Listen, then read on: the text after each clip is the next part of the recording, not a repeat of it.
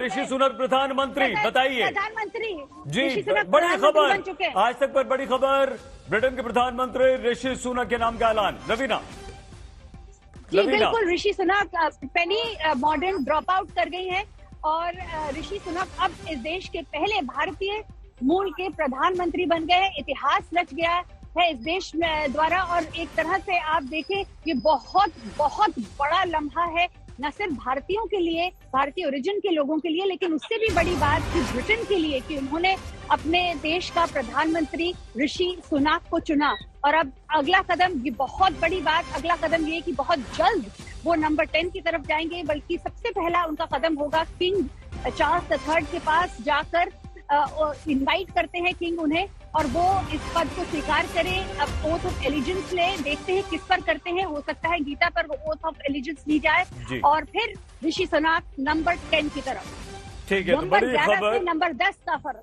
ठीक है, 10 का सफर लंबा रहा लेकिन हो गया, बिल्कुल हो गया। और एक शुभ दिन हुआ, ऐसे दिन हुआ जब पूरा देश नहीं पूरी दुनिया में भारतवंशी जो हैं वो दीपावली का पर्व मना रहे हैं। और ऐसे में एक बहुत बड़ी खबर आती है, ब्रिटेन के नए प्रधानमंत्री भारतीय मूल के ऋषि सुनक, इस बात का ऐलान हो चुका है। जी हाँ, पेनी ने वॉकआउट कर दिया, पेनी ने नाम वापस ले लिया और उनके नाम वापस लेते ही ब्रिटेन के प्रधानमंत्री के नाम का ऐलान हुआ। और वो जो नाम का ऐलान था वो नाम ऋषि सुनक का था। ऋषि सुनक ब्रिटेन के प्रधानमंत्री। विजय राणा जी, आपकी प्रतिक्रिया। इतिहास के अपने अजीबोगरीब तौर तरीके होते हैं और जिस देश ने भारत पर राज किया 200 साल तक, आज उसी देश से जन्मा उसी देश के मूल का एक व्यक्ति ब्रिटेन का प्रधानमंत्री बनेगा, ये कभी आज से 10 साल पहले तक कल्पना नहीं की जा सकती थी।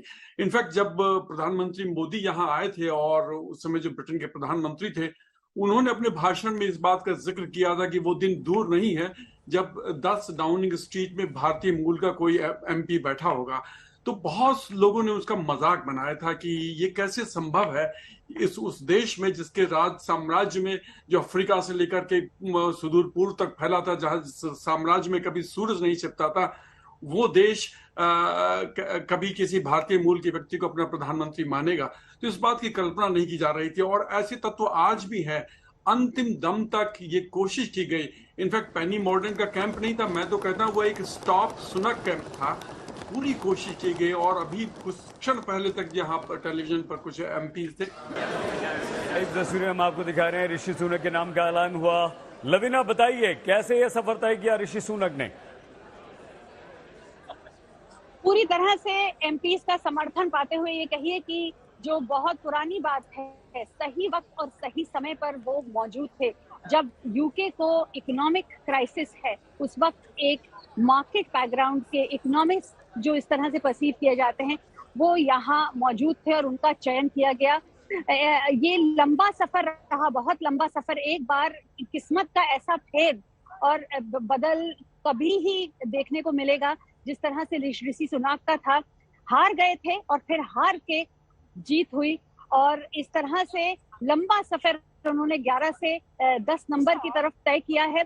ये समर्थन MPs का उन्हें मिला इस वजह से और पेनी मॉर्डन ने पुल आउट किया। अगर पुल आउट नहीं करती, या हो सकता है उनके पास नंबर बने ही नहीं आखिरी तक, क्योंकि एक तरह से ये देखा गया कि जो ऋषि सुनक के खिलाफ खड़े थे MPs, वो भी समझ चुके थे कि लोगों में अब क्षमता नहीं है, थक चुके हैं लोग, चाहते हैं कि सरकार बने और देश की जो स्थिति है उसमें सुधार आए, किसी तरह नीतियों को आगे बढ़ाया जाए।